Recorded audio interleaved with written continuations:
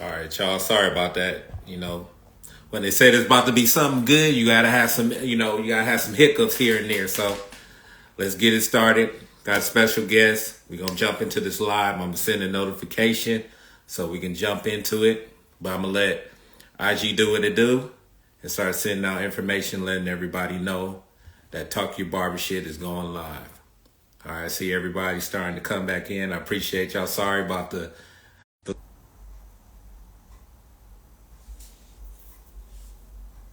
All right, y'all. Give me a second. I'm trying to get this connection going. Keep saying coming in, coming out. So just give me a second.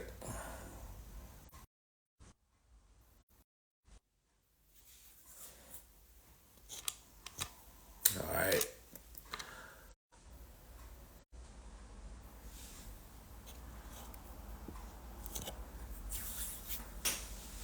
All right. You should receive the notification for us to connect.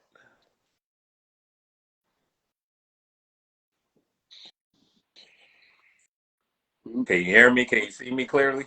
All is good. We on? Yeah, That we are.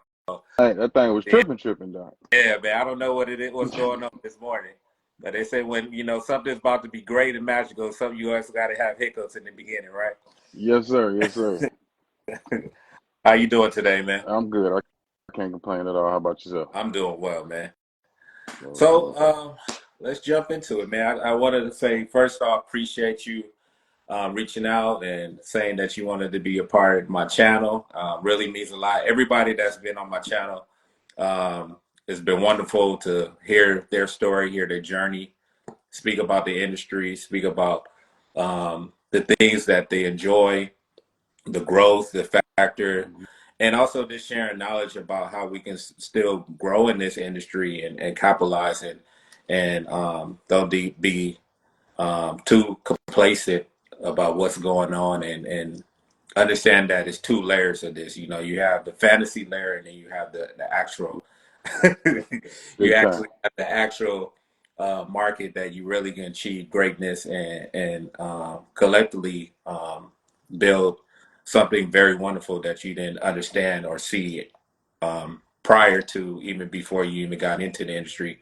I know for myself, I was always around here, but it Mhm. wasn't typically at that time something I really wanted to jump into. Yeah. For myself, I came from fashion, so to see the stuff that Oh, went on your platform was really it is enjoyment. I enjoy what you do, and I enjoy the layer of how you can combine both of these fields together because they do actually go hand in big hand. time. And I love your platform. I love everything you do. I love everything you sharing. So for myself to see these connections and be able for myself to try to connect some of these layers and see people that are already doing and already see it that way. This gives me more ambition to keep pushing it forward and keep doing what I'm doing.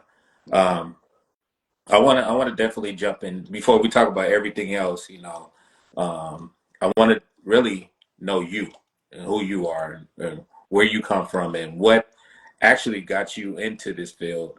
And yeah, let's hear your beginning journey, and we'll start getting into the area where you at now.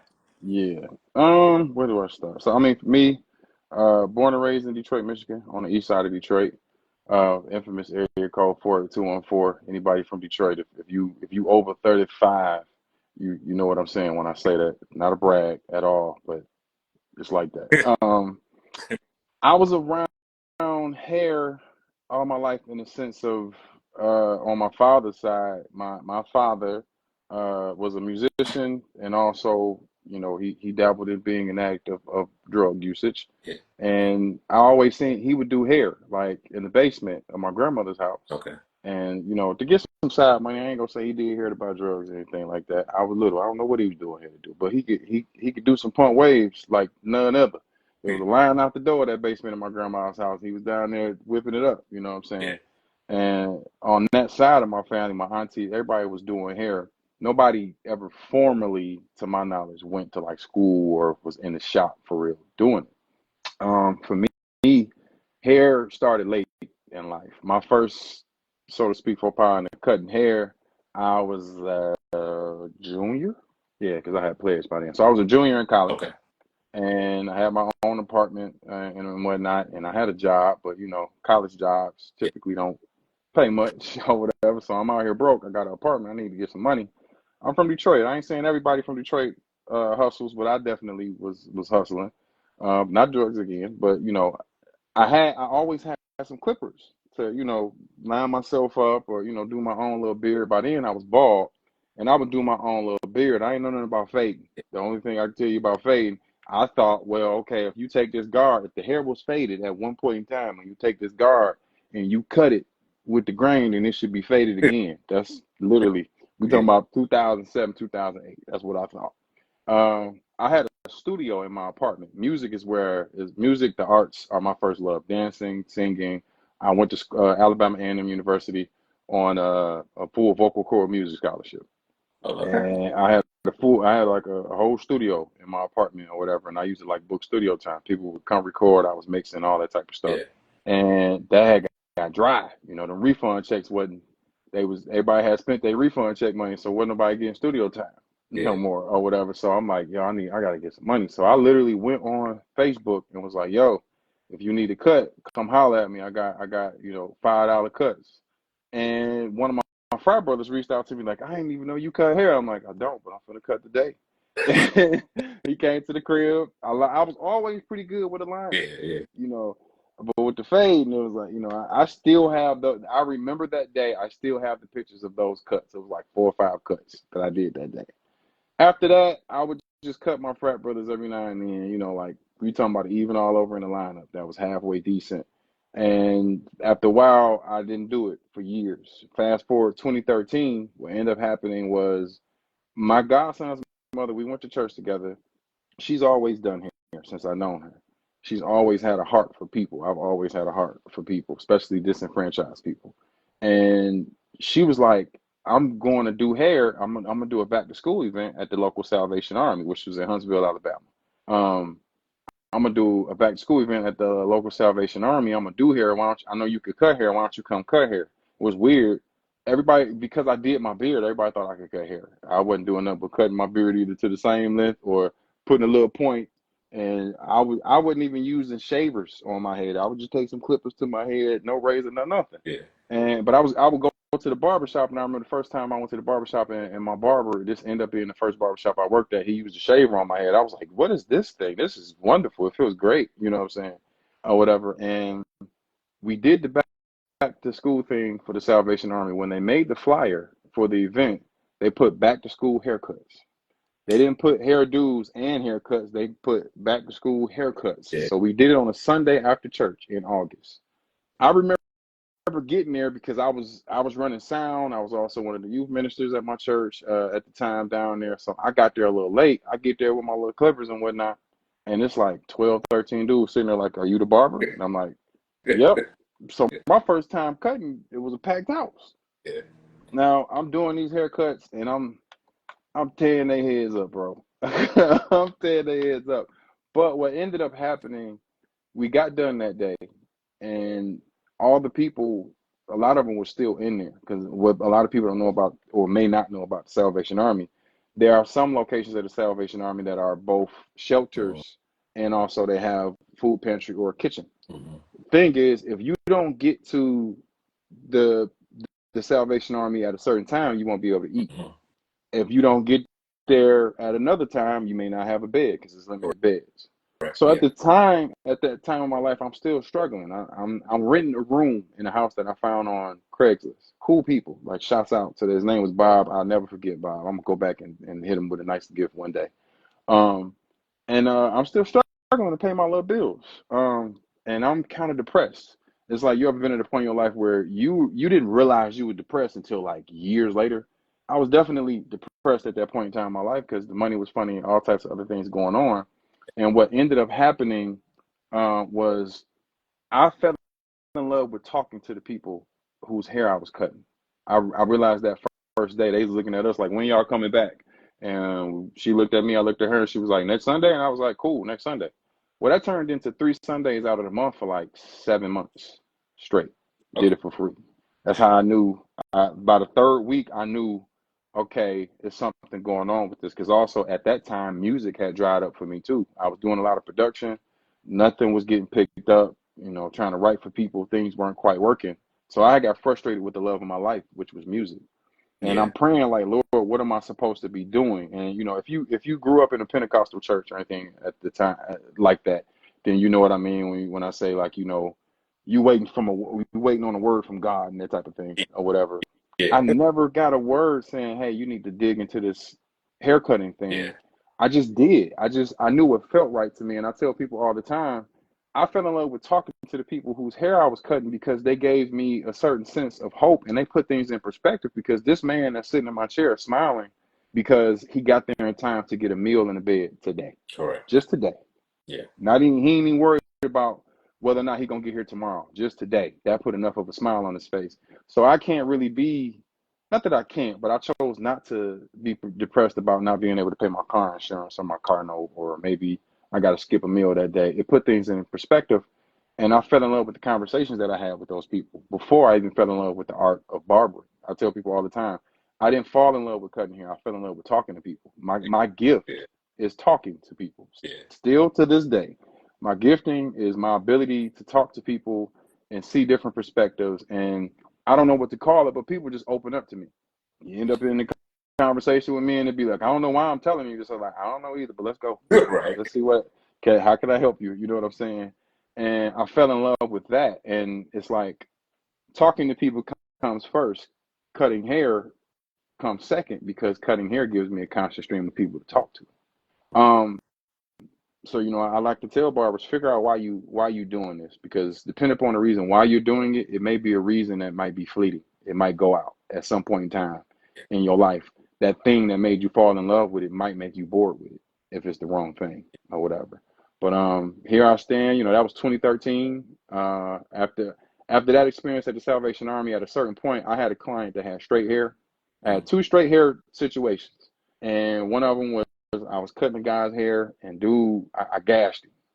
And he was like, "It's all good, just cut it down low." This was actually a black guy. He was like, "Just cut it down real low."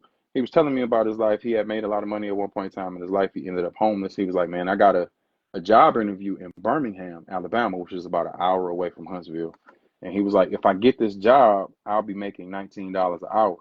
Or to go from homeless to $19 an hour, especially with the cost of living back then in Huntsville, Alabama, it's like, Yeah. yo, that could really help. Yeah. And he was like, he was so calm. He's like, it's all good. Just cut it low and fade it out, whatever. Woo, woo.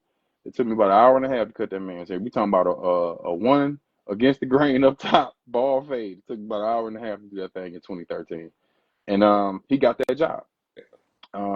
Had another gentleman, had straight hair. He would always come, and some of them guys were sitting in that chair and would be like, man, if I don't pay. Also, the Salvation Army has a drug abuse program. And for some of those guys in that program, the thing is, they would say, man, the judge told me if I don't make it through this, that's it. I'm going to jail. Excuse me. So they was really trying to be on their P's and Q's and, do the right thing, so to speak, or whatever. So their gratitude kind of led me to stick with the barbering thing. So I ended up going to my I ended up going to my homeboy's barbershop. The first person that used a shaver on me. Me and him still friends to this day. His name is Chris Deputy. Owns Dep City Barbershop in Huntsville, Alabama. Right up there off Sparkman. If anybody on here in Huntsville or whatever. And I knew he had a chair open. I'm like, hey man, can I take one of those chairs? Because I'm like, I want to learn. And I'm to a certain extent, I'm a visual learner. So I'm like, if I look at it long enough, it's the same way with dancing, singing. If I look at it long enough, I can figure it out. So I just wanted to sit there and look. I'm like, I'll pay whatever the booth rent is, whatever. Woo. Did that for a second and had another straight hair situation where a guy came in, shop is full. I'm the new guy, so I ain't got no clients. Dude sat in the chair because he was my guy's client who wasn't great at cutting straight hair at the time, but he was way better than me. Yeah. And he was like, man, I got like 6 people waiting, bro. He open, you could go to him. And I'm like, all right. Sat down in the chair. I draped him up, cut them clippers off. I said, man, I ain't even gonna lie to you, man. I don't know how to cut your hair. He said, it's all good. I appreciate you, man. I'll just wait. But I never wanted to feel like that again. I was like, yo, I got to figure this out. So that led me to try to go to barber school.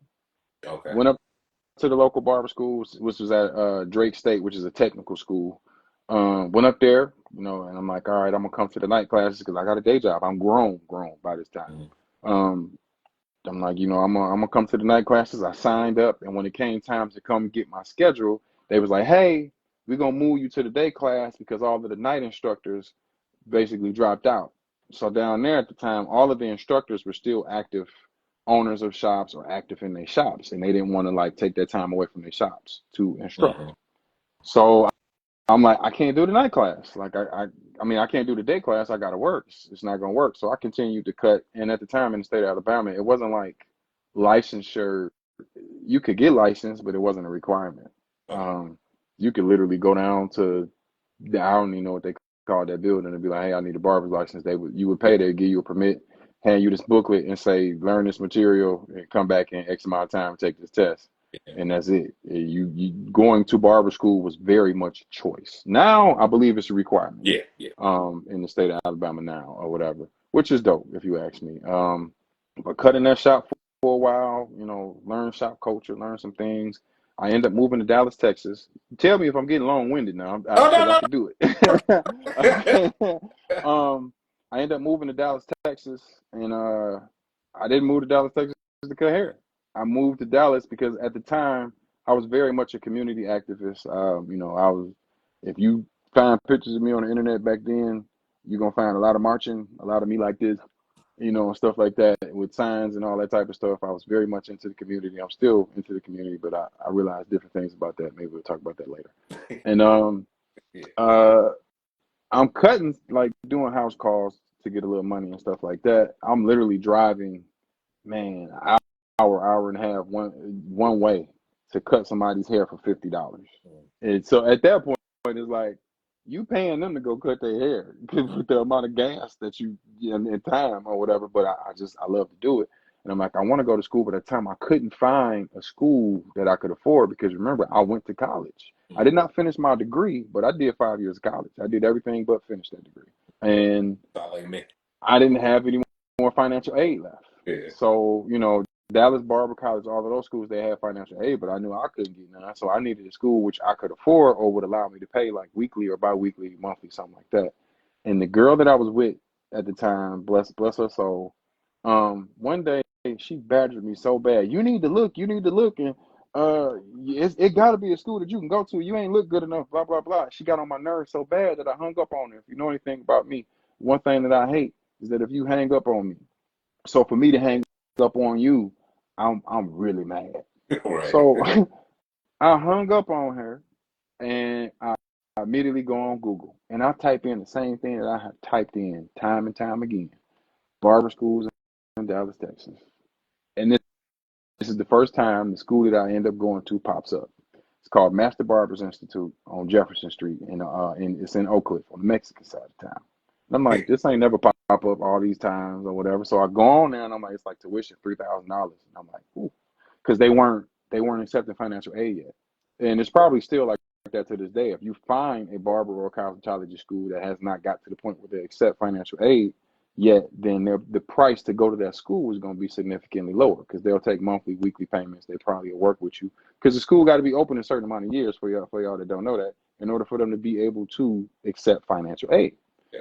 Thing is, they go from three when they get financial aid, they go from 3 to 15,000. It's like, sheesh, Shit, that's more than gouging. that. Right? Yeah, 20 now. I'm talking about when I was in school, and I was there for about 500 or 600 hours. End up moving back home to Michigan. I want to go back to barber school. I go up to Michigan Barber School, one of the oldest barber schools in the state of Michigan, and I'm talking to them in their office, and they like it's gonna be like 11, 12,000. Like I ain't got that. I'm not trying to pay a bank loan for real either. Like that. I'm gonna figure it out. I'm gonna get my license, but I got to figure this out. And I'll be back in touch with y'all. I go. That was 2015. I didn't get back in school until 2017. What happened was my first son was born. Um, Texas Barber College. That's that one too. I couldn't afford them. My first son was born, my namesake, and sitting in that hospital with my wife, hold my son. I'm looking on my phone, and I see somebody else that started with me or started after me graduating. They're clocking out for the first time. They got their license, and I'm like, I'm really genuinely happy for them, but I'm bitter for myself. And I think my wife got tired of seeing that look on my face because it was dang near tears or whatever.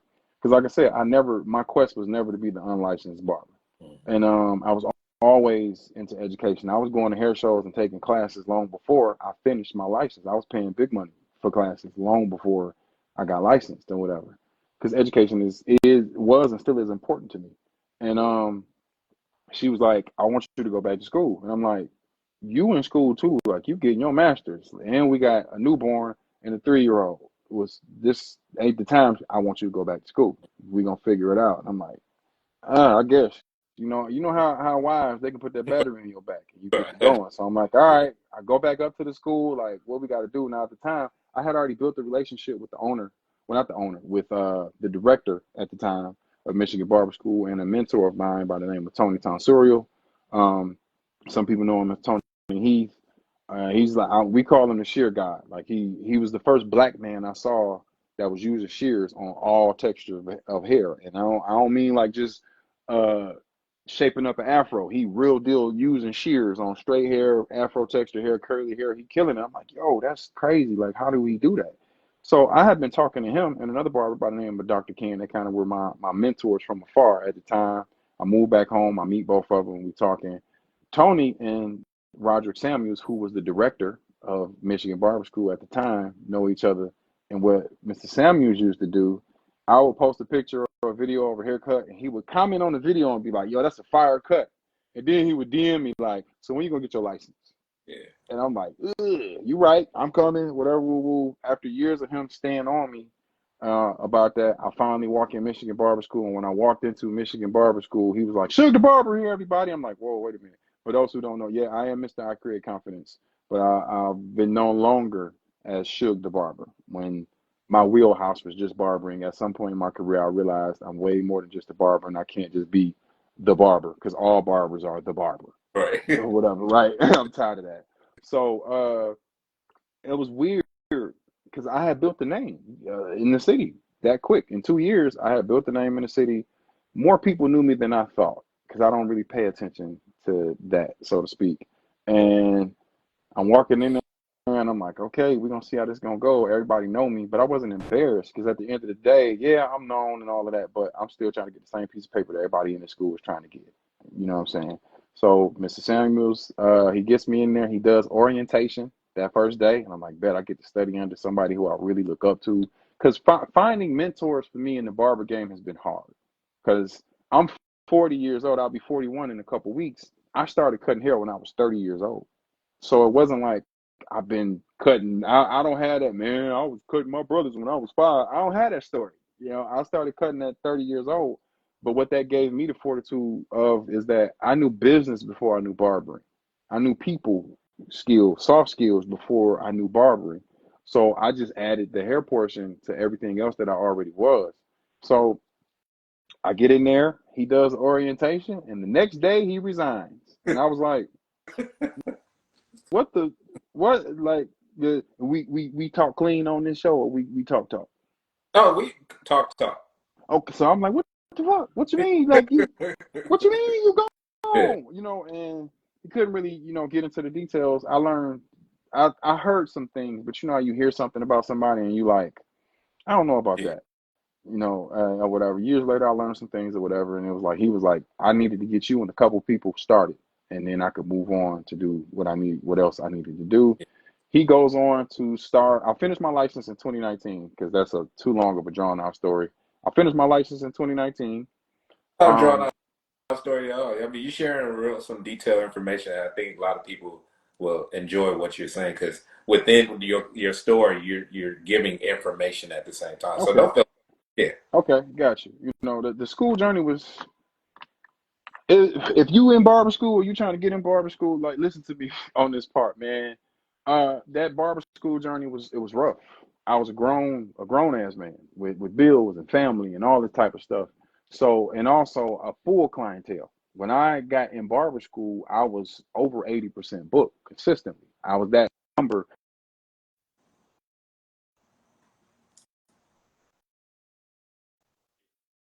Yeah, yeah. It is. Phone ring, it'd Yeah. be like, man, I can't put it on do not disturb from here. It'll be all right. So, what was I saying? Yeah, so I'm grown. I got bills and everything. I'm over 80% booked. I'm at that point where they saying, hey, you need to take your price up or all that type of stuff. Of course, I couldn't take my price up because I'm in school or whatever. And of course, that takes away from the money. But I've been gifted to understand to do what I am supposed to do in order to get to do what I want to do. Yeah. So I was able to take appointments at the school. Yeah. Um, but that was because communication is key. I talked to my clients that was coming to the barber schools. I'm like, look, these are the days that I'm in the shop. Of course, at that time, I'm still leaving the school on Saturdays to go cut, or I'm not even coming to school on Saturdays. That's a bonehead move because them little Saturday hours that you missing, that's gonna be the reason why you end up in the school a year or two longer than you're Yeah. supposed to be. Because trust me, you know what I'm saying. So I'm leaving the school on Saturdays at the time in 2017 to go cut my clients and all of that, and I'm doing my hours in the school. I'm self-sufficient because I didn't necessarily need the instructors at the school to teach me the things that was in the book. I can read or whatever, right? So I'm like, okay, right here, my lady, this is what it is. This is, cold waves. This is Dio. I'm reading the stuff. I'm taking the tests. I'm cool with that part. I knew that I wasn't necessarily in barber school at that point to learn how to cut hair. I had got all of the basics from uh, from Master Barbers Institute in Texas. All I like the majority of the hair that I cut at that school was straight hair, so I knew how to use my shears. Now there were some advanced techniques that I learned afterwards along the way, but the basics of all of that, I knew all of that coming in. But that didn't make me arrogant. I was like, okay, if I'm not here to learn how to cut, I'm here to learn how to teach. Yeah. So I paid attention to the other students. I paid attention to the instructors at the school and things of that nature. And they would give me that because they trusted me, they would give me that wiggle room to where if they couldn't make it to this student that's going to butcher this haircut, they would, all right, so I go help, and stuff like that. I did my clients. If they had other people, the people that would come to the school, I did them, all of that. So I never really had that issue. Um, it was tough. My car ended up getting stolen. I Ubered to school for a month and a half. I looked at that end of that month and a half. I looked at how much I made in that first month, Mm-hmm. and I had that was the first time I had made $10,000+ in 1 month. But when I looked at my bank Right. account balance, Right. it wasn't 1000. It was 100. And I'm like, whoa, where the hell my money go? What I spent my money on? Them Uber Eats and Uber and all that type of stuff killed my pockets. So I'm like, yo, I got to figure something out. Ended up dropping out of school for a second because I'm like, I got the family. I need to get a car and I need to get some money, whatever. So I took what I thought was a break. That break ended up being almost 2 years. Clientele is popping again. I have at this point I have introduced man weave to the state of Michigan. No barber like I'll stand on this hill. In 2016, 2017, when I started doing man weave, nobody in Michigan was doing it. Mm-hmm. They were looking at me when I was going to Chicago to study with Erskine Reeves, the great Erskine Reeves. I paying $650 per class. They was looking at me like, you paying what to go do what? Ain't nobody even getting there. And I'm like, no, it's people here getting it. They just going to Chicago, New York, California, Right. Atlanta. They going there to Right. get it because we not doing it. And that's bad business. Why not make, because if you could tell a person, you know what, you ain't got to buy that plane ticket and spend the hotel and then go party. I got you right here. They like, cool. So I went, learned how to do man weave, went to multiple classes. I started doing it.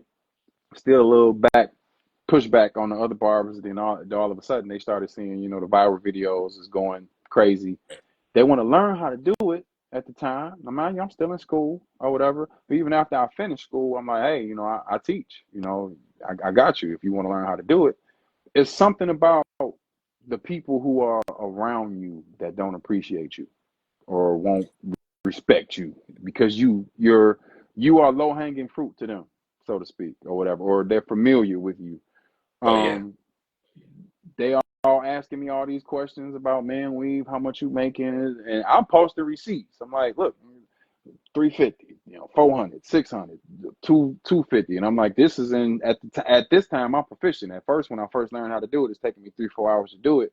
I done got that down to an hour and a half, 2 hours. We talking about 250 or better in 2 hours. Who making $250 an hour? Mm-hmm. Not most barbers, Yeah. not most jobs, period. You know what I'm saying? So I'm like, I'm trying to put this in because I can't service all of the people who are in my inbox. So let me teach some people how to do this. And I couldn't get them to pay my price. I done took that price, another lesson to tell y'all. If you're trying to teach something, taking your price down is not going to get you students. Taking your price down is going to get you riffraff. It's going to get you a bunch of niggas who going to give you a headache. I'm telling you. Right. And if somebody jump in your inbox and the thing that they trying to get from you costs money and they're asking you a million questions, they are not going to buy. I'm telling you now. The people that's going to buy are going to ask you 2 to 3 questions tops. Yeah. And one of them questions is going to be, how do I pay? Period. When they get to asking you a bunch of questions, you learn how to spin their ass right back. You understand me? But I finished school 2019. It was a rough journey. The video, there were days like, cause around between January of 2019 and June is when I finished up. Now I finished like 700-800 hours in that span of time. If you understand what I'm saying, that's a lot of hours just finishing that amount. Over half is 1,800 hours in the state of Michigan. So almost half I finished in 6 months. And the way I did that was I was paying cash out of pocket to go to school, which made it so I don't have the confines of financial aids, quarterly disbursements to control my hours. I can come and stay in this school as long as I want to. So I was like, all right, this is what it's going to be. I'm in school from open to close every day. Yeah. So for 4 months, almost 4.5 months, I was in school from 8 a.m. to 8 p.m. I might have left 2 hours early every now and then because I'm like, I'm just too tired. It was days where I went and I had to cancel all my clients. I couldn't cut hair because we didn't have a babysitter. So my instructors, other students, I don't know if my dude Timbo Slice is still watching. We went to school together. They remember me going to school with my son in his carriage, in his car seat. I would just be sitting on the floor at the desk doing book work, feeding my son, changing my son's diapers, helping people through haircuts with him in my arms. In the school, thank God, they never said anything about that, so to speak, or whatever. So that was a crazy grind. The day that I clocked out with him in my arms. And I cried like a baby when I punched out when I slid that card. Now the new schools, now they finally biometric. Back then, we were still sliding cards. So I probably was finished already, but they ain't clocked my hours right. But whatever. When I clocked out for the last time, I cried like a baby. I was like, yo, this was hard. This was really hard, time-wise. It wasn't hard mentally. Yeah. That test wasn't nothing for me. When I went and took my test, I finished that test in 12 minutes, literally. Now I cried when they was like, you passed, because in the state of Michigan, there's a secret to knowing if you passed. Mm-hmm. When you get done with the test, you're gonna click done. It's gonna say, are you sure? You're gonna click done again. When you click done again, if a 3-question survey pops up, that means you passed. They're not gonna give you a score if you passed. You got to request it. If you failed, it's gonna be like, yeah, no. So when that 3-question survey came up, I was like, I literally said, oh shit, I passed. And it's supposed to be quiet on the set. They're like, shit. I go they print out my paper. I'm looking at my license picture. I'm fully licensed in the state of Michigan. I ain't got to worry about the state, or so I thought. Maybe we'll get to that story another time or whatever. And I'm a fully licensed barber. I believe it was July 19th. Might have been the day. I had to look at my license, something like that. July 2019. I'm a fully licensed barber. Cool. I don't have that hanging over my head. I'm going through in the barber industry doing my thing. COVID hits the next year, of course.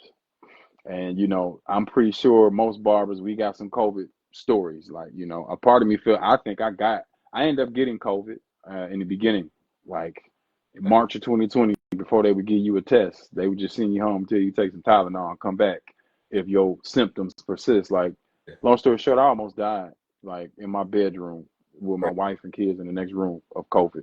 And then coming out of it, I survived COVID. Thank God. Thank my wife. And we couldn't cut. Governor like, no, It's not Right. essential. But she getting her hair done Right. and her makeup done. Every press conference, she laid. I do it myself, nigga. Motherfucker, line. You understand me or whatever? But I tried to go back to the shop. My wife was like, "Nah, dog," because I'm looking at my pockets like, "Yo," and that instilled in me that you got to have a better financial plan in this barbering game.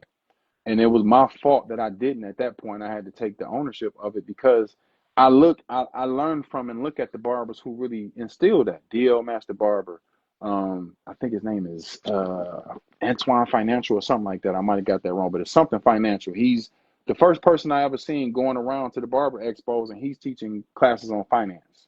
He's talking about, hey, this is how you save money as a barber. This is how you can start a 401k on your own, or or whatever, as a barber. This is a retirement plan for a barber. DL Master Barber had put out Pocket Game. I don't know if you know about that book. It was a little small book. I still got it. Literally can fit in your back pocket. And one of the biggest things, he was like, look, at base level, you need to learn how to save money as a barber. That's barber's problem. We are, especially if you one of them, I'm all cash. If you popping and you getting cash every day, you might leave with anywhere from $500 to $1,000 in a day.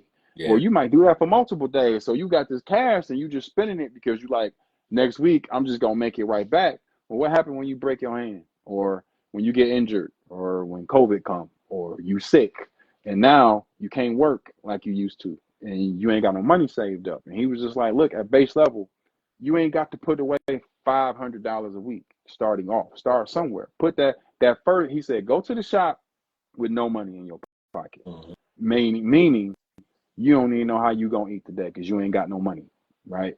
So now you got to cut to get food, right? You take that first haircut and you put that first haircut in your pocket. You save that money. If you charging $50 per cut, which is they say the median price of a haircut in America right now is $45. Giving y'all some statistics. So if the median price of a haircut is $45, that means most of y'all are getting 50, whether you good or bad at this point, right? Yeah, it's gonna be some outliers. There's gonna still be some $15, $25 people, and I hope if that's what you charging, I hope your haircut suck. I do, because that means that's what you're supposed to be making. But if you good and you trying to charge a low price just to get people in your chair, shame on you, Negro. I don't like you. You get on my nerves. And if you the client that likes barbers like that, don't let them talk to me, because I'm gonna tell them to take their price up. Lose that client, lose their ass. For real. You understand me? So, that instilled in me like, I gotta learn some more about finance, about keeping money in my pocket, because I don't know if another COVID is gonna hit. Yeah, that was maybe a once in a lifetime type of thing, but in this day and age, with Donald Trump's and these people, we don't know what's gonna happen, and what I'm saying, in this world, or moreover, what may happen to you individually, where you need to have some type of money saved up. You need to learn something about stocks and bonds and annuities and saving money, buying things that yield interest. That means buying things that are worth something, that make you money, not just spending your money, so to speak. It's an acquired task, because you have to understand delayed gratification in order to do that.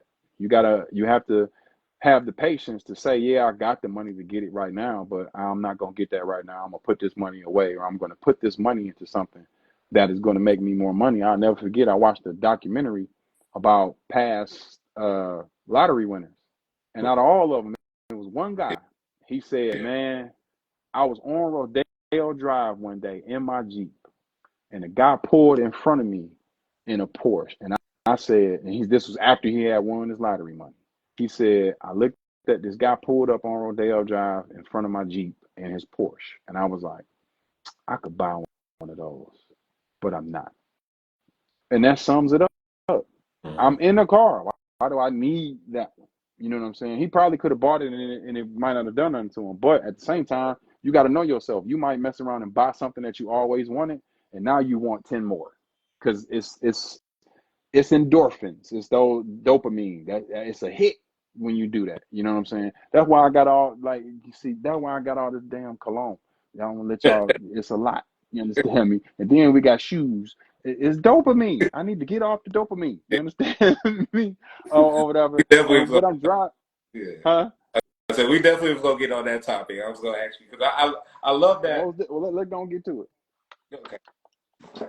So everything that you shared was pretty much questions I was gonna ask throughout the conversation. I'm glad that you gave an overall experience for the people that's watching and people that's going to continue to watch it once I post it, that you gave them a journey from the beginning.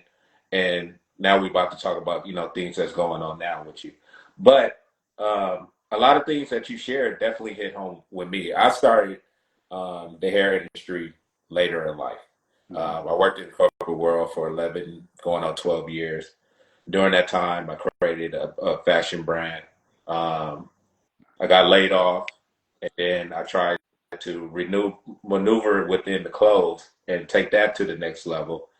Um, and a funny thing that you had spoke about, I'm an activist as well. Like I speak on, our culture. I did shirts. I been on the front line and stuff like that. And one of my shirts got recognition, especially during the whole protest right before, COVID really hit. We had everything that was going on with police brutality. And I created a shirt that one of the NBA players had wore. And I was placed on the news to discuss that. Why did I create that shirt? What was the meaning behind the shirt and things like that? And I expressed my thought and my feeling, but I also have a father that's not born and raised in America. He's from Belize. Wow. So short concept was like, so I had to elaborate on that and share my opinion on that. But I also spoke about my father coming into America and able to transition and help take care of us and do what he had to do. So it was Mm-hmm. a borderline where I had to speak that I don't like and what I've been seeing.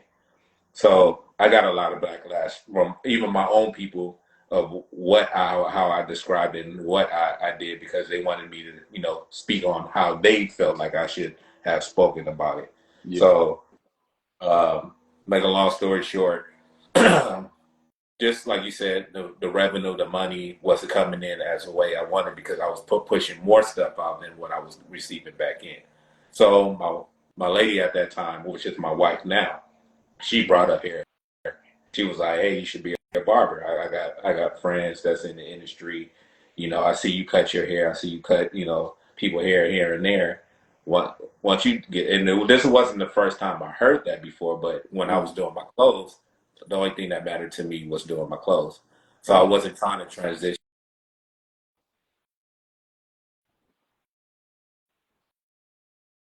Clothes wasn't going where I wanted to be. Then that was brought back into my attention again. So I went to school. I was doing graveyard. I was going to school throughout the day. I went to a school similar to the one that you went to, where I was able to pay. Wasn't with the financial aid, but I was able to pay because it was lower, and then it gave me opportunity to work hours throughout the day. Mm-hmm. Right before I was almost done, COVID hit, so then it shut everything. Yes, sir. So COVID, boy. Jeez. the reason this concept came into works of talking barbershop was because I was using social media to connect with my peers. Like I was reaching get online and we would talk and stuff like that, and then it just became some organic and then it grew from there. And that's why I continue to have these conversations to have people like yourself come on my platform, share their journey, share where they came from, share the ups and downs, but also share the glory of what they had to go to get to this point to where they are now, and see the things that might spark somebody else that's going through the same thing that you had went through or maybe I had went through, Mm-hmm. and they Yeah. like trying to figure it out because it's at that point where it's breaking them down. They all they can do is keep crying, but at this point they don't want to cry no more, and they might want to give up, but then they hear your story or someone else's story and say, okay, he went through that, he broke down, he had to deal with the family issue, he had to deal with the money issue and all this stuff. Or not even he, it's women out here now that are in the Big time. industry, and they're taking care of their family by themselves, or they're taking care of the young ones or a young one, and they love doing hair, but they don't have nobody that's backing them. They don't have nobody that can, watch their kids while they go into school. Like you said, you have to take your son to the school. It's probably women that's doing that, that's trying to finish their hours and go through this terminal that they going through because they don't have no help. But they know at the end of this, and once they get that paper, and once they can get out there and work at a shop, or even get their own shop, they know it's going to be all worth it.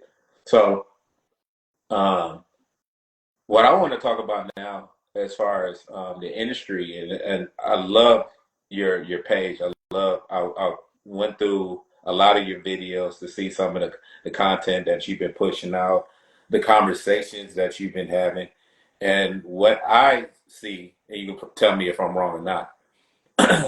You speak more about education, you speak more about growth, and you speak more about financial structure, and you also speak about the things that will make our industry a little bit more better individually or together if we understand the laws that's being placed in front of us and understand how to use that for Yeah. ourselves, not depend on other people to give us something where we can do it ourselves. We can create our own branding. We can create a better school, and we can create better professors and education. Like if we understand the roles and stop looking for like the influencers or the the Yeah. content that's being pushed out here, like, oh, you can buy this type of car, you can buy this type of house if you take my course, but they're not teaching you the understanding of the real basic of education and how to manifest this in a better way than this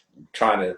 It's almost like the fast dollar hustle pace that I'm starting to see a lot more within our platform now that it's growing. There, it's more of the hustle part of it, but it's not Mm. the growing part of it where we all can come together and really strive and make this business. Even when I saw something that you spoke about you got masters, you know, you got Babblers, you got JRL and all this stuff that they're using Mm-hmm. now. They're using like all the people that are have the 20K, 50K following, and then they're using them to push out their work and their content, but they're not really showing them like the business part of it. They just want to put them out there and say, hey, you know, you got a face on our clippers, Yeah. but what are you like? Are you like, you know, in the Kanye West form, are you giving me leverage in your company? Are you giving me something that eventually, if I decide not to be on your stage anymore, that lucratively I could still be a part of your business and grow from it? Right. Yeah. Right. Like Uh, for me, when it comes, first of all, thank you. I really appreciate you, paying attention to my page or whatever. Like I said, I I had a post go like viral for me. 1.3 million views is viral to me. Apparently to Google that ain't viral no more. And it showed me some things, but that's another story. But sometimes I don't really think people are paying attention to me. So when I find out that people are actually paying attention to me, I'm very, very grateful yeah. for it or whatever. So like, okay, I'm not just talking to nobody out here in internet land, so to speak. Um, when it comes to this influencer thing, because that's like the big word, especially on social media. My question is often, okay, you're influential, but are you valuable? Yeah. Because the internet made two things that are supposed to be synonymous with each other worlds apart. Yeah. There are a lot of people in any industry you can think of that are influential because they figured out a way to be popular. Whether they're popular because they saying something for real that people need, Yeah. or they're popular because they know how to work an algorithm, Right. or they know how to pay for followers or pay for marketing, whatever. The reason is you can be popular and not be saying nothing. And I like to tell people, especially in the barbering industry, a lot of us need to really learn how to spot a good teacher Yeah. versus a good marketer. Yeah.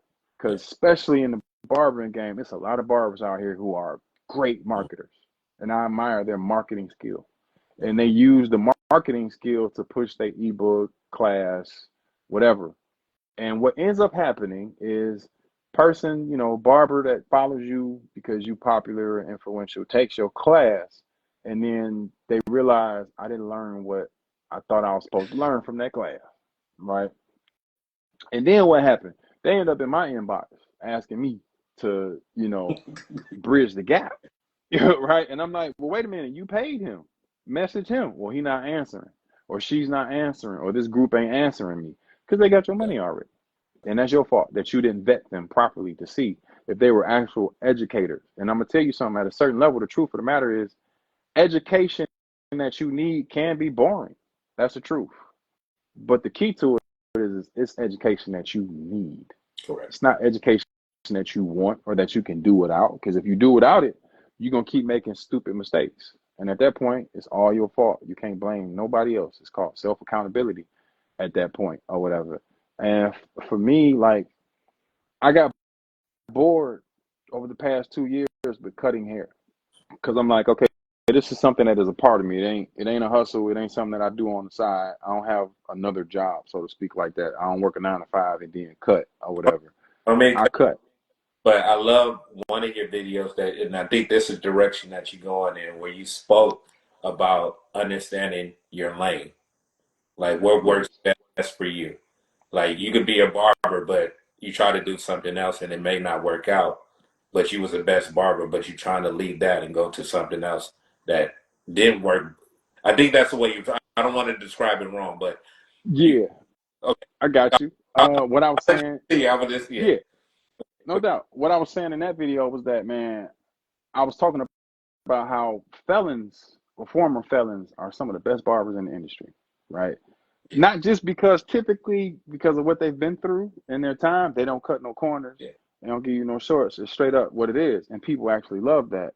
But because they found their lane and they passionate about it, whether that was barbering, business, entrepreneurship in some way, shape, or form, whatever it was, they found that thing that was like, this it for me.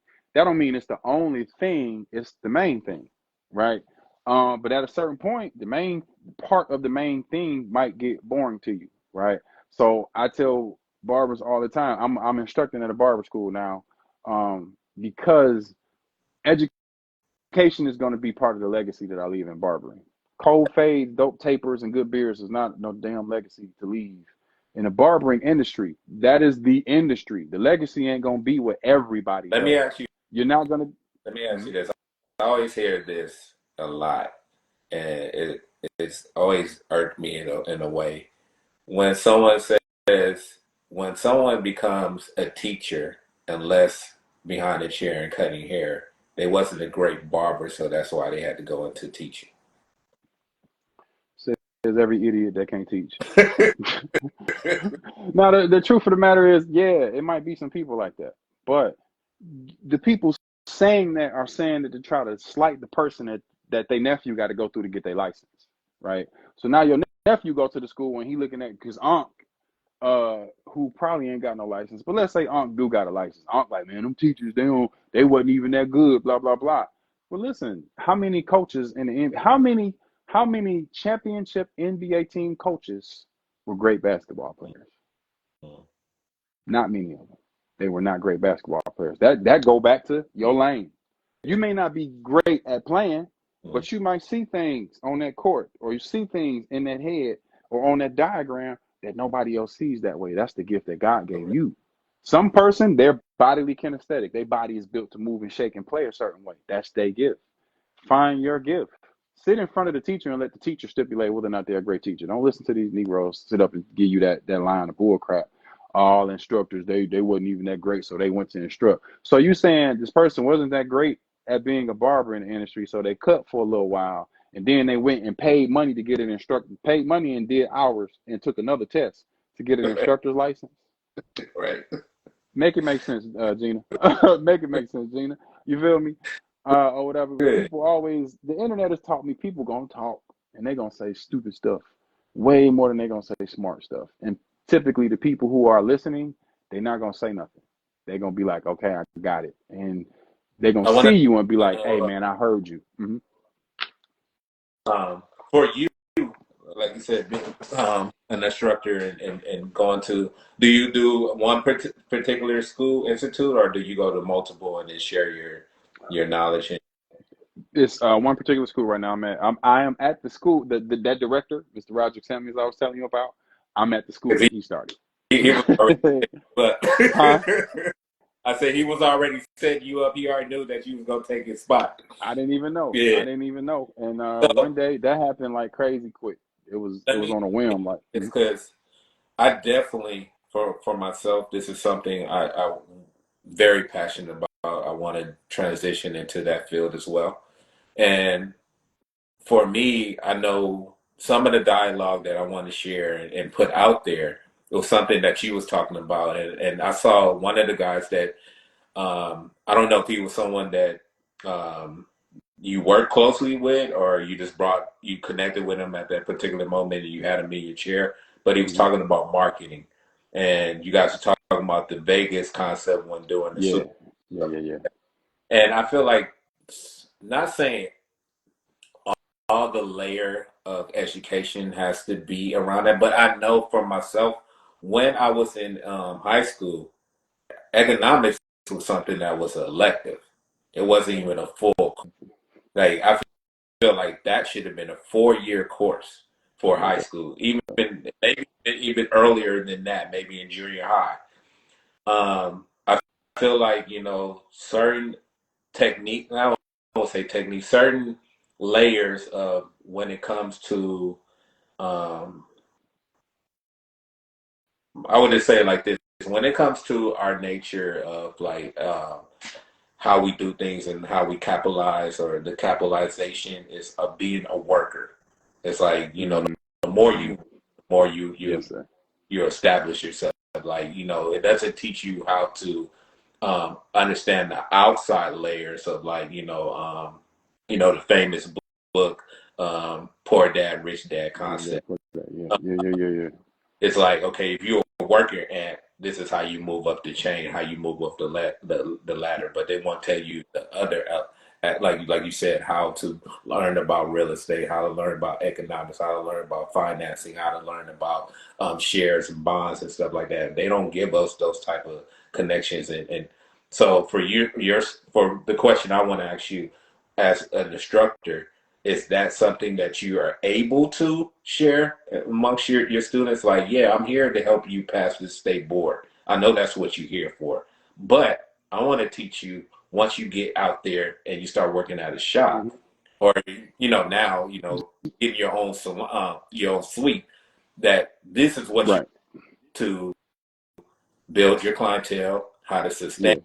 your livelihood, how to market yourself, how to save your money. Are you able to share information like that, or you got to go right by the book and go, hey, open your Mm-mm. book, We such? At our school, we are able to share those things. So, the owner, and so the school is owned by, it's a Pivot Point School by Taylor Andrews, and the owners of the school, that particular location, is Roger and Lauren Samuels. They are rock stars in the hair industry. Trust me. Like, just look them up. They internationally known, both of them, very talented. And Mr. Samuels and his wife instituted a block, because we're on a block schedule. So it's like 2 hours on the floor, 2 hours in the first theory classroom, and 2 hours in what we call PD, which is professional development. Now, in the professional development block, we might talk about, we might go through a rubric of a certain hairstyle in depth, or how to do that or whatever. Or we may talk about, hey, this is how you talk to customers, or this is how you build customers. Who wants to be an owner in this class? Okay, well, listen, are you going to own the shop and cut in the shop? Or, how do you think you're going to do that? Well, what do you think the owner's responsibilities are? Oh, to do this, that, and the third. So how you going to be responsible for the air conditioner and you got to finish this fade? So we professional development is literally for those professional talks, because we say this all the time. The biggest thing that's lost in barbering right now is not great haircuts. It's everybody know how to enhance, and how to cut. Probably some of them know how to cut, like real hands. They can really cut, but professionalism is lost. Customer service is lost in our industry. Barbers don't know how to really talk to people. They don't know how to dig into people's minds, or figure out the psychology. What I call it is the psychology behind barbering, understanding how your clients think so you can be prepared for the curveball before it gets to you. Or even finance. There we go. Where am I going to go next in this industry, because I'm tired of doing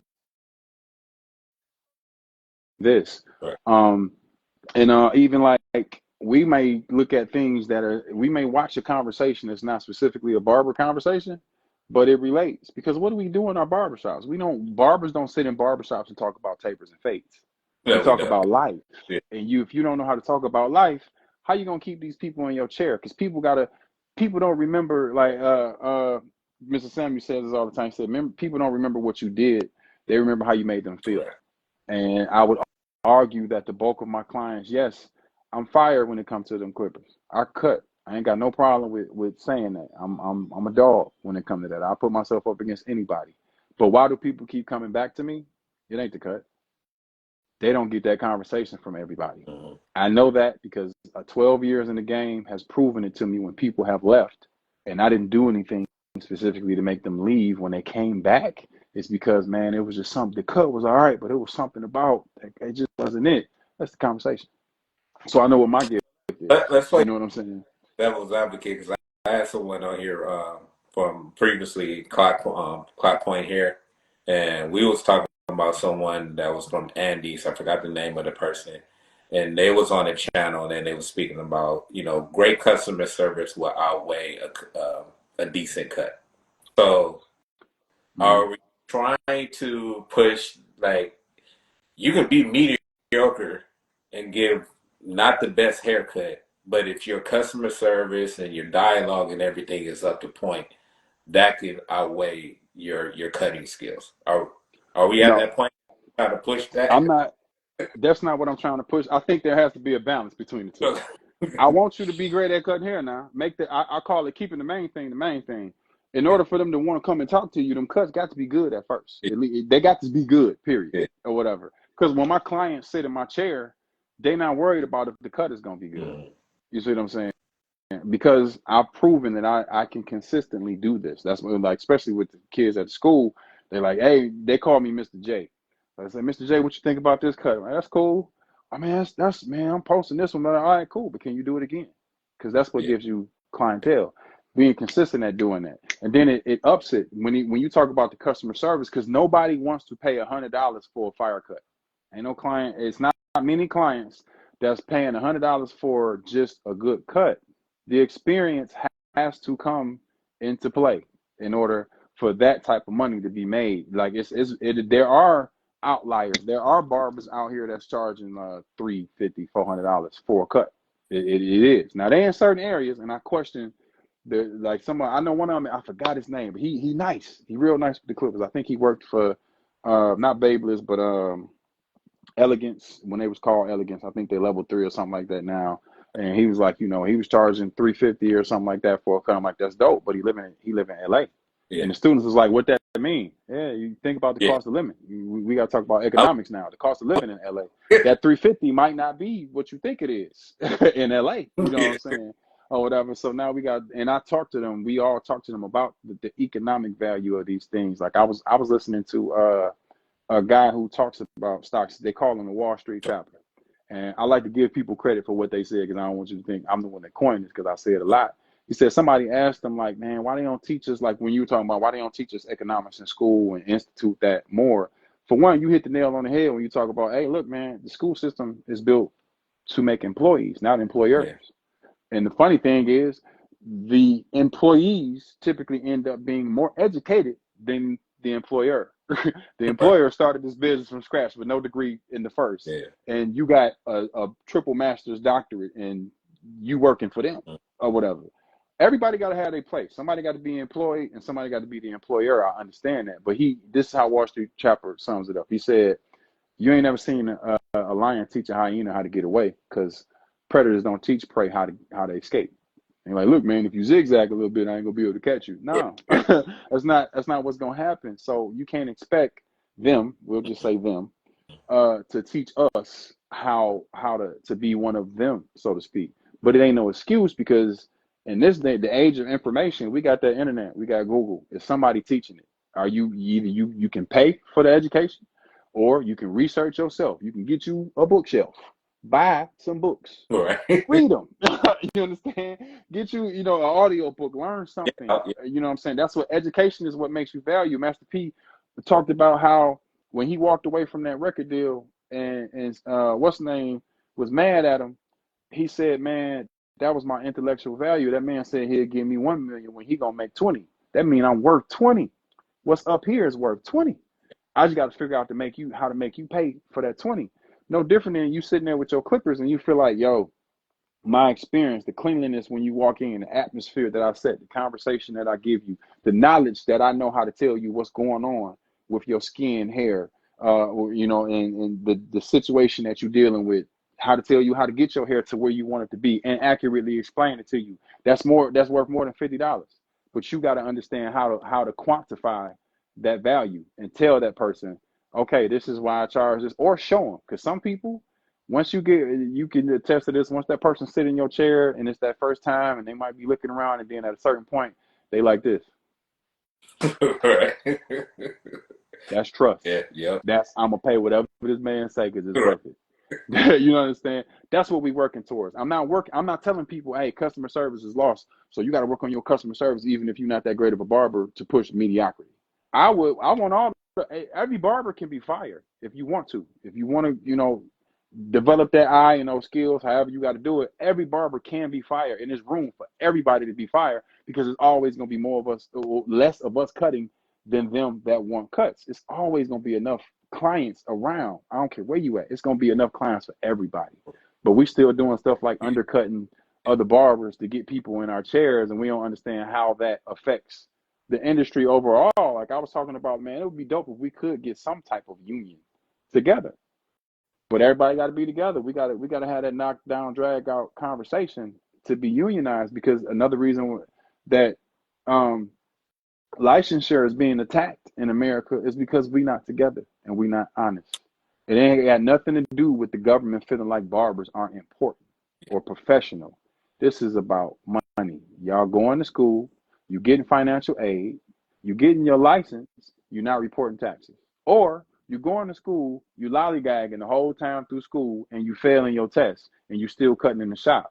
So if the government is going to give you a grant, when they give us grants to go to college, 4-year universities, they give us that grant to get that degree based upon, okay, you get this degree and you go into the workforce in that area and make money to pay back this loan. But if you're going to be a barber and go and they gave you the grant, you finished your hours and you didn't pass the test, or you passed your test and you never start paying back, then they like, why are we incentivizing these industries? Because it's not just barbers, it's barber school, cosmetology, esthetician, all of it. When they're attacking those licenses, it ain't because of how they feel about this industry. It's because the money ain't being paid back, which is taking the national debt ceiling up.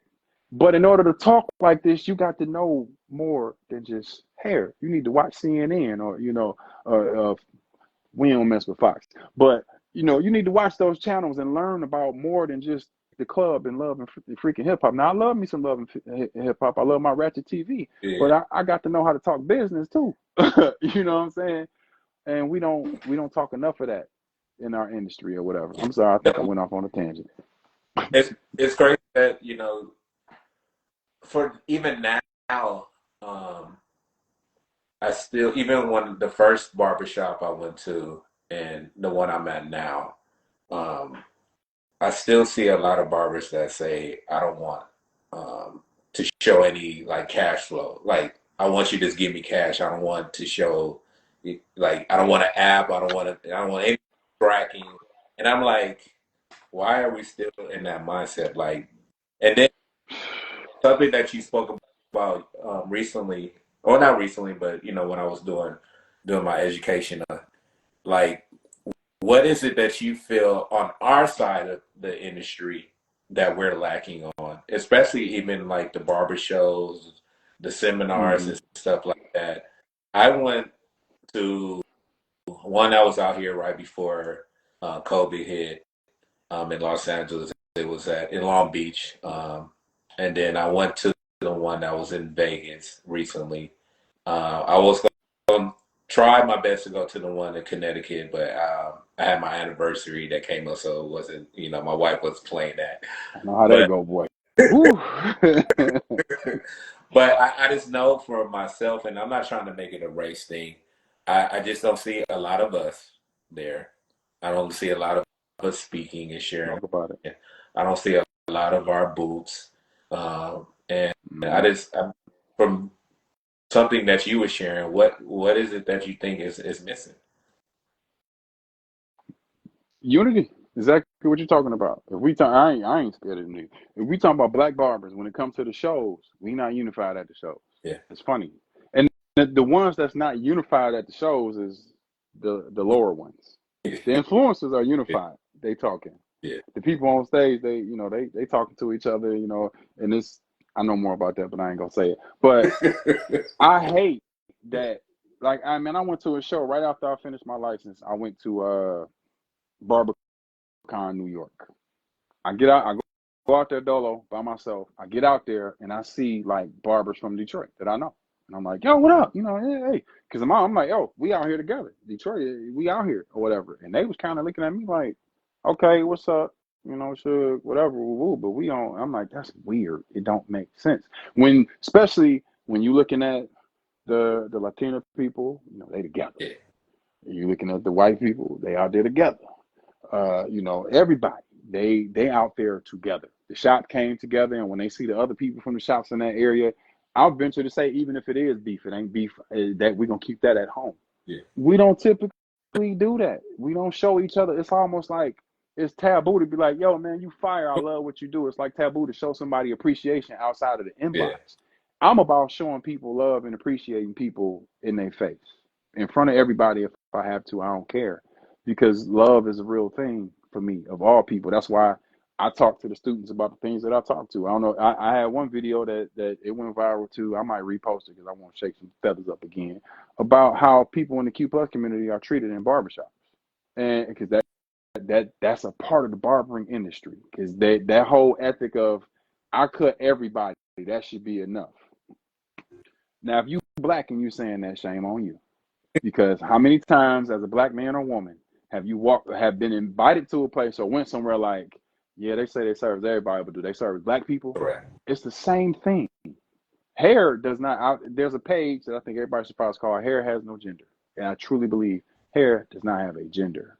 So why are you trying to discriminate a head to cut based off of its identity or sexuality, which don't have nothing in the first to do with you? I've I got the stories. I've talked to the people, because that's another thing I think we do as people in our industry. We don't talk to the people that make us uncomfortable. We don't talk to the clients that we want. We hope that they're gonna sit in our chair. It's like, if you want to cut straight hair, get some straight hair in your chair. Yeah. Figure out how they want their hair cut. Like, tell them, look, I'm trying to learn. I'm not that great yet, but can I whatever? Or go buy a mannequin and practice. Right. You know what I'm saying? Get good, figure out a way to get good, you know what I'm saying, at it, and then, do that or whatever.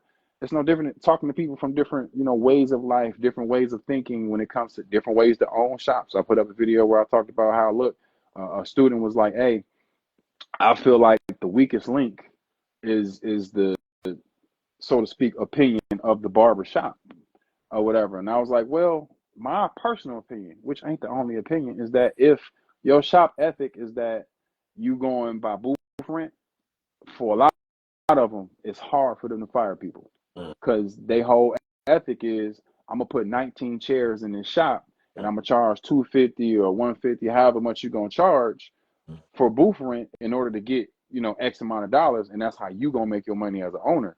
Well, at that point, you got a ceiling. You're never gonna make more money, because what's gonna happen? Most barbers that hunt for booth rent are hunting for the lowest price, right? They're not hunting for the best situation. Mm-hmm. They're not hunting to go in the shop. Like, I had a private suite for 6 years. I left my suite to go into a shop on purpose because I needed the conversation that I was having between me and one other client to be around other people or whatever, to have a more inclusive conversation. So all of these different people and different ways of life that I have coming through my chair could all talk to each other, and we could be more unified as human beings outside of race and anything else or whatever. But I knew I couldn't go to just any shop. So I'm literally looking for a shop where everybody's adult. Let me I can't be in this. let me ask you. I love that you brought that up. So I'm I'm I'm just like you. I love the environment of being around people that you can bounce. Like, if one person is having a discussion, that everybody is included, and just bouncing, and it makes the barbershop, because that's what I grew up in. When I was when my dad decided, like, okay, I can't give you none of the cuts that's coming out now. I need to take you to a barbershop.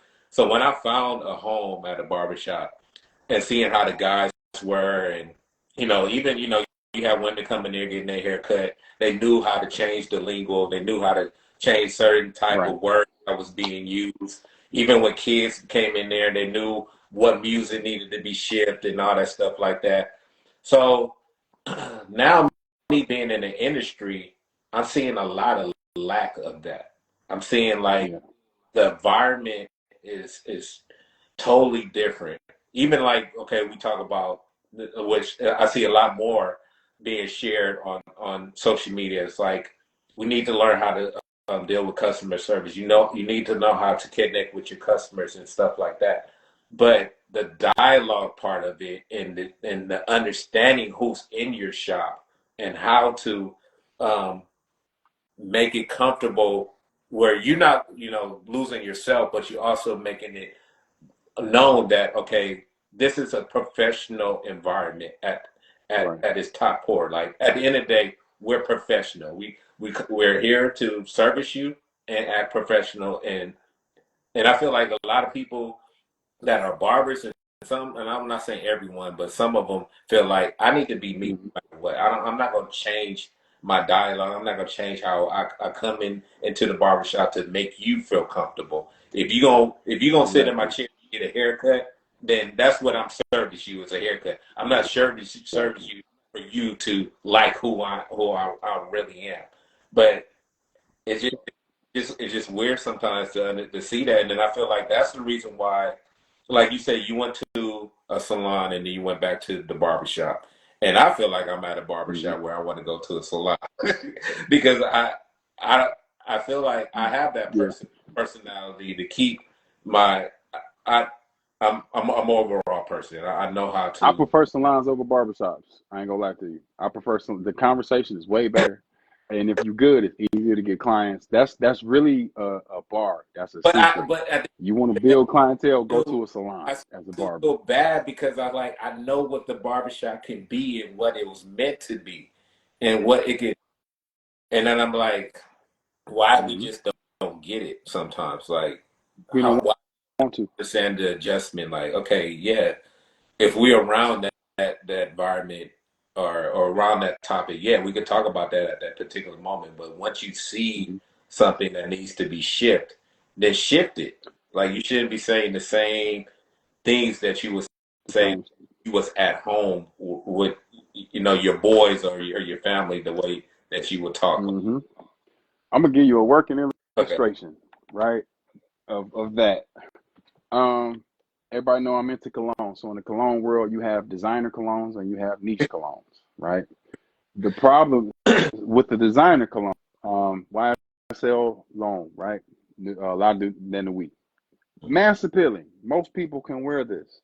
This is your everyday barbershop. This is the shop that everybody can come to, right? And the problem is niche people like this one, Galleria Parfums, Victorian Tobacco, is a beautiful scent to me because I'm a different type of person. But everybody can't dig this, right? Niche people try to go to everyday shops and be niche people, right? And what's going on, Raymond? The problem is these two worlds don't get together when you're not professional and you don't have the mind to understand when to switch or say, look, this is my niche and these are the types of people that I'm going to go after instead of, just trying to say, I'm me and you're going to have to take me as I am. Because if it ain't your shop, then damn it, you need to be who you need to be to push the shop, not yourself. If that's the case, go ahead and get your private suite. But this is the problem. Here's the spoon. You ain't got enough clientele to lead the shop and be in a private suite by yourself and thrive. Hmm? You know you don't, so you ain't. So now you're just gonna keep creating problems in that shop. And that's why I say, hey, know yourself, know who you are. If you're a niche type of person, I got a homeboy that owns a shop. They have a certain moniker at this shop that for years I was like, man, I love you, but dude, I can't stand it. That's bad business, blah, blah, blah. Until one day I went up there to kick it with him because even though I don't like the way I didn't like the way he was running his shop, that's still my dog. That ain't make me be like, man, I don't mess with them. That's we like to not mess with people who are different. I love different people. I went up there and I kicked it one day and I'm looking, I'm like, yo, everybody in in this shop, including the barbers and the clients, gets with this moniker that I don't like. Which I can't look at that and say, nah, something wrong. I have to respect it and look at that and say, he know who his people are. Mm-hmm. He's marketing to his people.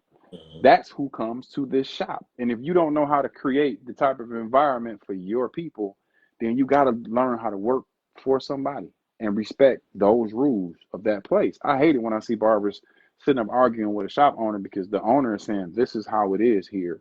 And you doing something, man, he a hoe, man, all that type. Like, well, go find somewhere else Right. that aligns with what you're doing. Since you don't know how to work for somebody, take a chance and go and open the shop and see if you can hack it. Because 9 times out of 10, you can't, because you don't have the professionalism to deal with other personalities. Owning a shop and creating a culture, creating environment takes more than just you being good at cutting hair and having enough money to buy a building or lease a space. It takes way more than that to own a shop efficiently. And I don't want to open, I haven't opened my own shop yet because I don't want to open a shop until I'm planted and I'm like, I'm not going nowhere for a long time. I'm planting roots right here. Okay, cool. Now let's open the shop and build a culture of my own. I ain't trying to keep up with somebody else or even build something different. I'm trying to build something that I love, like, and respect, and find the people who will cop to that, so to speak. Which means I'm not gonna build 16 chairs and have to fill 10 of them in order to pay my rent.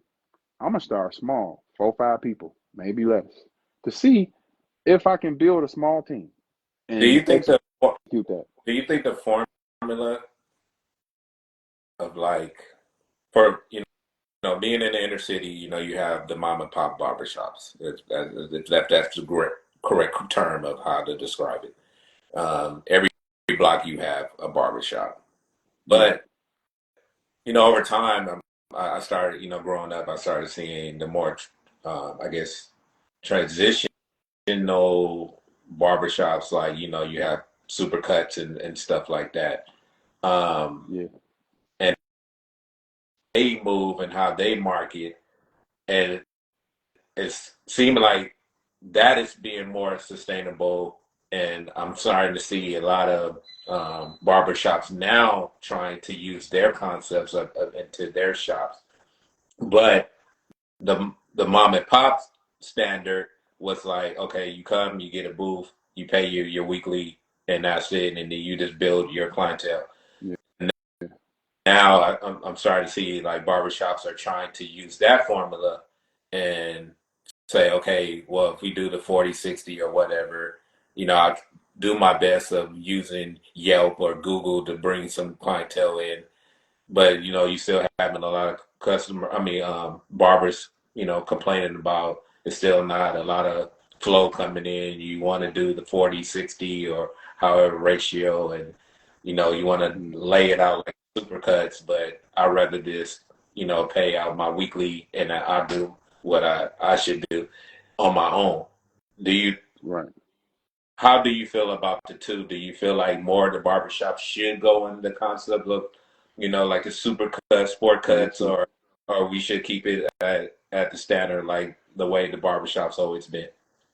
Um, I think as that's for the owner to decide, and it depends on what are you trying to do as an owner. Do you want to be able to make more money as an owner? Because if you are going by booth rent, your money, like I said before, is capped by the amount of people you have in there, and that's that. And typically, if that's what you set as a culture, I've seen barbershops, dope barbershops, good owners say, "Hey, look, the barbers is complaining. They saying we want this, we want TVs, we want better, blah blah blah."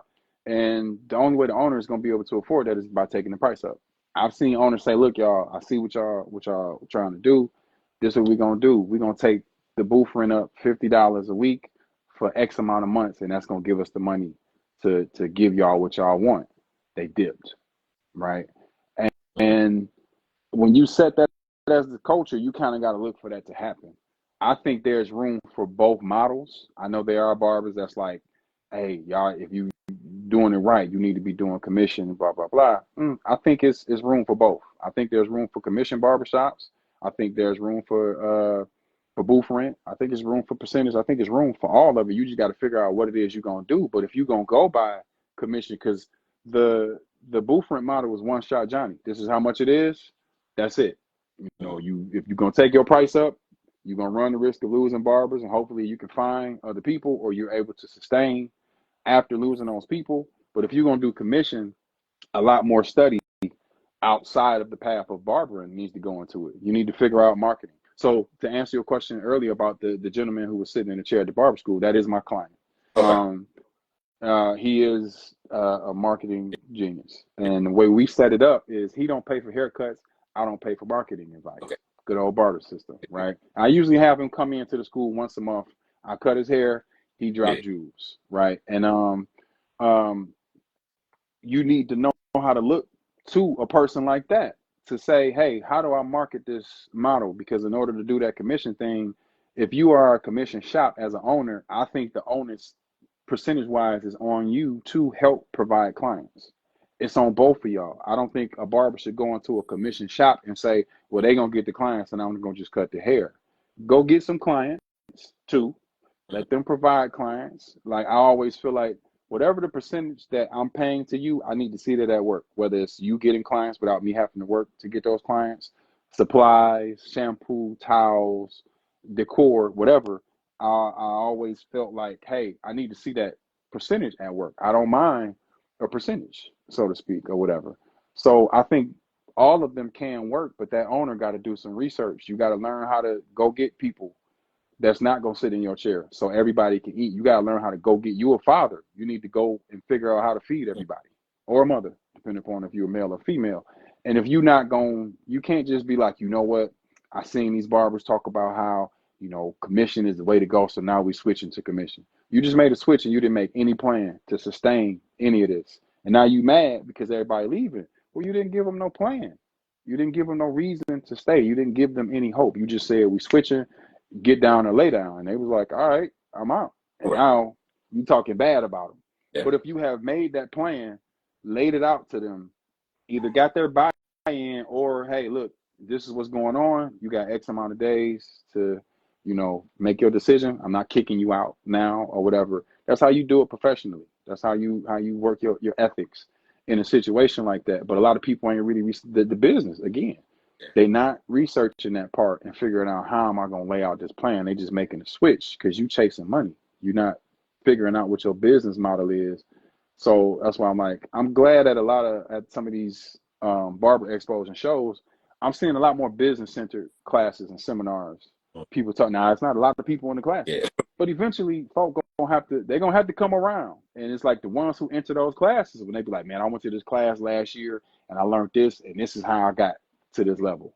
Instead of everybody trying to be Sly Honcho and post 3 times a day and get 1 million followers, buy his ebook and figure out what he really saying, because it's something else in that ebook that because y'all making videos trying to sound just like him. And I'm like, I get it, I respect it, but let him be Honcho. You be you. Figure out how to adapt his plan to you, not be him. You know what I'm saying? I got mad respect for him and what he's done, but he's a one of one. You know what I'm saying? Do the research. If you're trying to be like somebody, figure out the research. Dig in their bag. Hit them in the inbox and say, hey man, when those mentors that I told you about, I've always said to them, hey man, how much would it cost for me to come and just sit and watch? I ain't never came and said, hey, can you give me anything? Now, some of them like, man, just come through. But some of them was like, this is how much it costs. And I was like, here you go. Because it was worth that to me. You know what I'm saying? And as owners, if you're not willing to pay to be educated or to admit that you don't have the knowledge yet to achieve the plan that you want to set out, because sometimes us visionaries, we got the vision, but we ain't got the plan yet. And when you run with the vision without making a team and making a plan, here comes failure. And either you're going to learn from fail or you're going to stop from failing.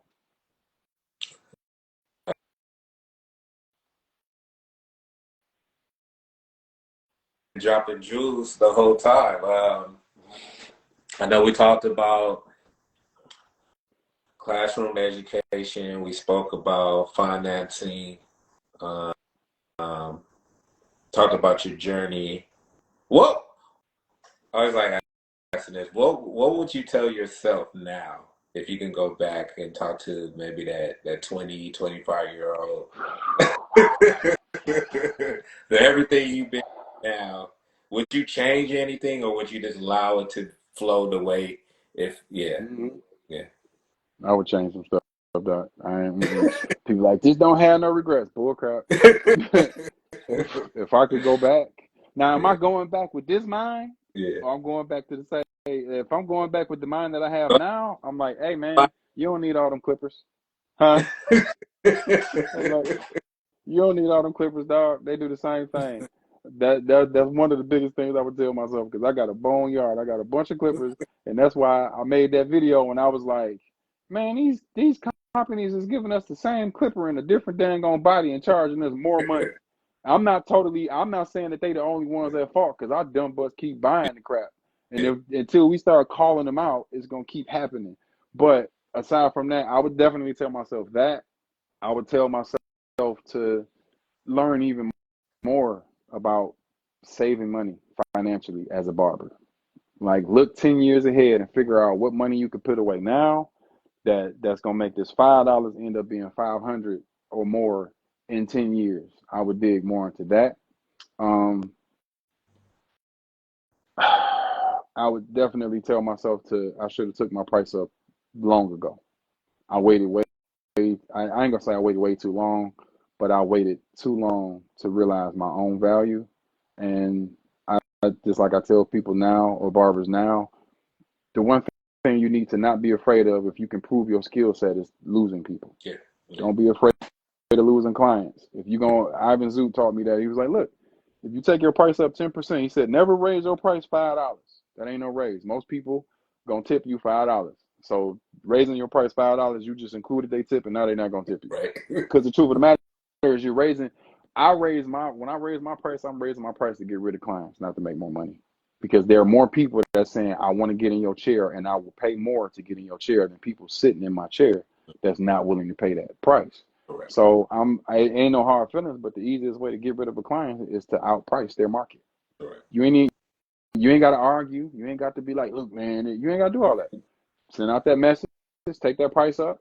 They just not gonna book, or they gonna stay on and they gonna rock with you. I got people who were with me when I was charging 25, and now they still with me that I'm charging 75 and up. Right. They ain't went nowhere. They've been at every location that I went to, and they ain't never complained about it or whatever. So I would tell myself, hey, look, if you can prove your skill, go ahead and charge your worth. Don't be afraid of who you're gonna lose, and they don't have to be hard feelings, so to speak. Um, so yeah, those are two of the biggest things. I would have got my license sooner. I definitely would have finished that sooner if I could go back and say I would have been like, hey, don't quit. Figure out another way to get to school. Don't stop and take this break. Keep going. I would have done that. Um, I would have learned even more about marketing. I'd say, look, you got these cameras. Hey, dude, I got 3 DSLR cameras. I got all types of lights. And over the years, I've learned a lot. That's why you see the content that's coming from me now, because now I'm like, I got to put this stuff to work. I've paid for classes. When we looking at content and we looking at what some of these barbers is doing, you think you're looking at a fire cut, but what you're looking at is content creation. You're looking at people that they understand editing, they understand lighting, they understand transitions and using certain cameras, or now cameras have caught up on your phone, not with the DSLR, so to speak, but pretty close to it when it comes to what you can upload on the internet. And listening more to those